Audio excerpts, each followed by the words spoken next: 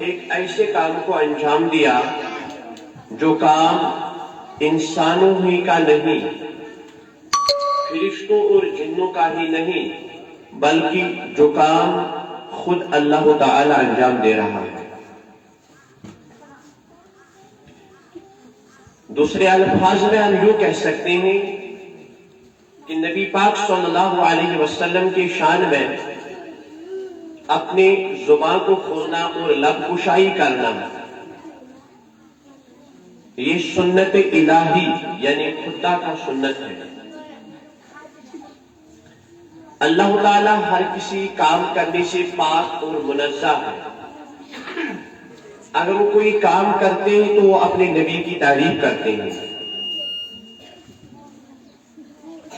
اسی نعت کی تعریف کو ہم اپنی زبان میں مشہور اصطلاح میں نعت کہتے ہیں۔ تو جس بچے نے بھی یہاں سامنے آ کر اپنی زبان کو کھولا اور مصطفیٰ کریم صلی اللہ علیہ وسلم کی شان میں اپنے انداز میں تعریف کی، گویا اس نے خدا کا سنت ادا کیا۔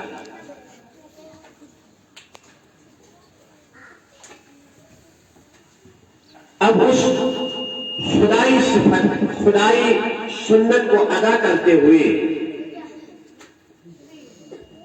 ہر کسی بچے کا تو اپنا اپنا انداز ہوتا ہے۔ نعت لکھنے میں جتنی زیادہ توجہ رہتی ہے کہ اگر تعریفیں کم کی جائے، جس تعریف کے لائق نبی اکرم علیہ السلام ہے، تو انسان صفحے ایمان سے خارج ہو سکتا ہے۔ اگر تعریفیں زیادہ کی، مبالغہ آرائی سے کام لیا، اتنی زیادہ تعریفیں کی، اتنے زیادہ القاب سے نوازا جو اللہ تعالیٰ کے لیے خاص ہے، تو بھی انسان صفحے ایمان سے خارج ہو جاتا ہے۔ تو گویا نعت لکھنا تلوار پہ چلنے کے برابر ہے۔ ایک مو کا فرق ہوا، ایک ذرے کا فرق ہوا، چاہے کمی ہوئی یا زیادتی ہوئی، تو انسان گناہگار ہو سکتا ہے۔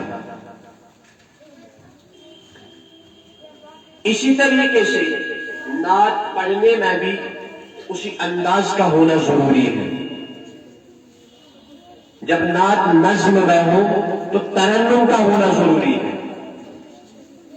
ردیف و قافیہ کا ملنا جلنا ضروری ہے۔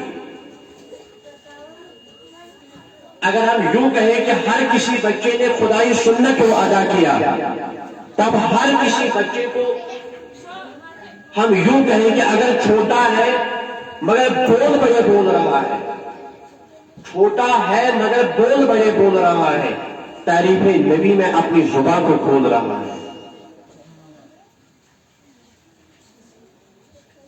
ہر کسی مومن کی تو یہ شان ہے کہ بلبل کو چین ملتا ہے باغوں کے پھول سے، اور ہم کو سکون ملتا ہے نعت رسول سے۔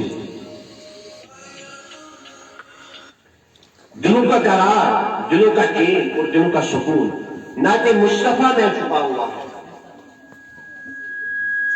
اور یہ نعت مصطفیٰ آج کا رواج نہیں، آج کا ٹریڈیشن نہیں، بلکہ نعت پڑھنا دور نبی سے رائج ہے۔ حضرت حسان رضی اللہ تعالی عنہ نبی پاک صلی اللہ علیہ وسلم کے سامنے منبر مبارک پر تشریف فرما ہو کے مصطفیٰ کریم کی تعریف کرتے، اور مصطفیٰ کریم صلی اللہ علیہ وسلم اسے منع نہ فرماتے، بلکہ یوں کہتے میرے صحابہ آپ تلوار سے کفار کے جسم زخمی کرتے ہو، مگر میرا حسان میری تعریف کر کے کفار کے روح کو جسم زخمی کرتا ہے۔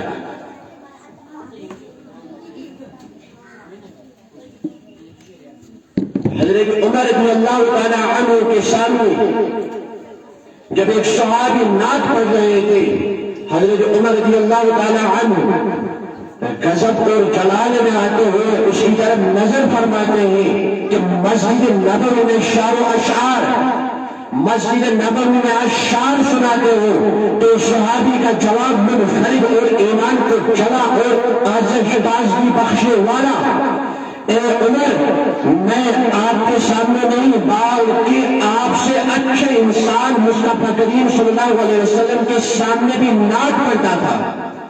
تو حضرت ابو ہریرہ سامنے ہوتے کھڑا ہوتے ہیں، عمر آپ اپنی زبان کو سکوت میں لائیے، یہ حسان مصطفیٰ کریم کے سامنے بھی نعت پڑھتے تھے۔ تواریخ کا باریک بینی اور گہرا نظری سے مطالعہ کیا جائے تو 55 سے زیادہ صحابہ نظم کی طرز میں منظوم اندازے میں مصطفیٰ کریم صلی اللہ علیہ وسلم کی شان میں نعت لکھتے تھے، جو آج بھی ہم دیکھتے ہیں، پڑھتے ہیں، سنتے ہیں۔ استقبال رمضان کی اور انشاءاللہ المستعان آگے بھی ایسی محفلیں منعقد ہوتے رہیں گی۔ آپ زیادہ دیر نہ لگاتے ہوئے آپ اس نعتی مقابلہ کا نتائج آپ کے سامنے لائیں۔ تو پہلے پھر سے میں آپ کو یہ بات ذہن نشین کرنا چاہتا ہوں کہ تعریف کے لائق تو آپ سبھی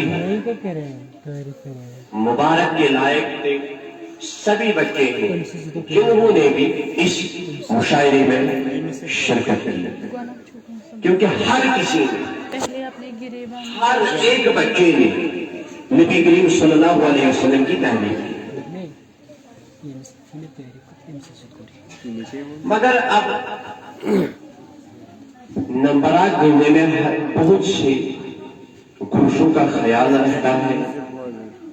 کسی بچے نے یہاں نہ تو اچھا پڑھا مگر انتخاب کی طرف بھی نظر رہی۔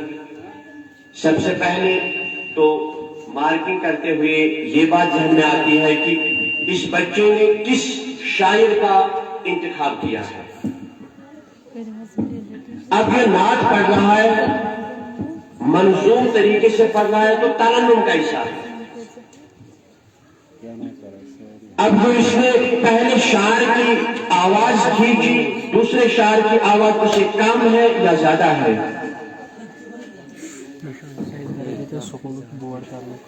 نعت کے اوسط میں جذبہ رہا یا نہ رہا، اختتام پہ اس کا جذبہ برقرار تھا یا نہ تھا۔ تو ان تمام چیزوں کو مد نظر رکھتے ہوئے جج صاحبان اس فیصلے پہ پہنچے کہ اگر مارکس دیتے رہے تو تعریف نبی میں ہر کسی کو 100 میں سے 100 نمبرات دینے کا مستحق ہے، مگر اب کسی نے اپنی آواز کو اچھے طریقے استعمال کی۔ آواز تو ہر کسی کے پاس ہے مگر استعمال کرنے کی ضرورت ہے۔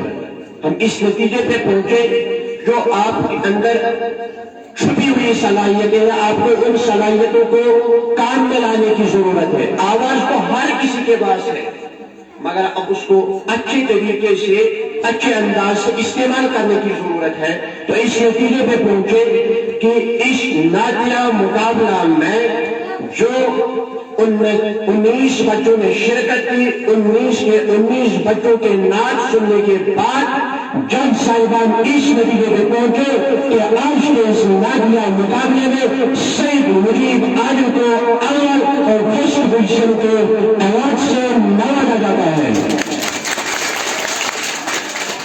ہمارے پرنسپل سر اس کو اپنے مقدس اور متبرک ہاتھوں سے انعاموں سے نوازیں۔ انعام تو کچھ نہیں، بس اس میں ایک حوصلہ افزائی ہے۔ والدین کے لیے مبارکباد ہے، اور بچوں کے لیے یہ مبارکباد ہے کہ ہمارے اسکول کا ایک بچہ 100 میں سے 98 نمبر لینے کا مستحق رہا۔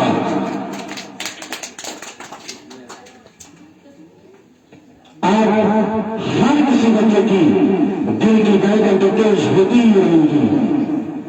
آج آپ کو دوسرے پوزیشن کا انتظار کرے گا اور جج صاحبان کے فیصلے کے مطابق آج بھی اس نعتیہ مقابلے اور مشاعرے میں جو منعقد ہوا دوسری پوزیشن کے نائب جو ہے وہ آج بھی جماعت کا مطالبہ داخلہ فیض کو قرار دیا ہے۔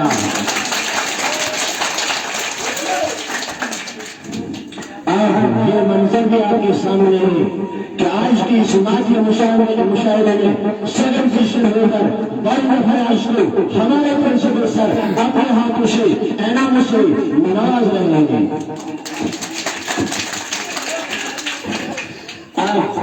اختتام پر کنکلوژن پر تیسری پوزیشن تھرڈ پوزیشن کا انتظار ہے کہ آپ تیسری پوزیشن کس کو ملی, کس نے کیا کیا, ہر کسی کا نام آپ کے سامنے ہے. تو تیسری پوزیشن جج صاحبان کے فیصلے کے مطابق متفقہ طور پر یہ کیا گیا. 8 کلاس کا سیٹ اسٹوڈنٹ سید کلام چھڑانی داؤدی صاحب کا کلام پڑھتے ہوئے اپنے کمال سے پڑھا گیا اور سماج ایسا رہا کہ جیسا شعر پہلا تھا اسی طرح میں اسی انداز کا آخری شعر تھا. تو یہ تھا ہمارے اس مقابلے کا ہر پوزیشن ہو کر سید کلام چھڑانی ہم کلاس 8 تھے. Now it's time to lose, not inshallah, not a competition. خوش رہو, خوشحال رہو, اچھے رہو, محنت کرتے رہو, جیتے رہو. السلام علیکم ورحمۃ اللہ وبرکاتہ.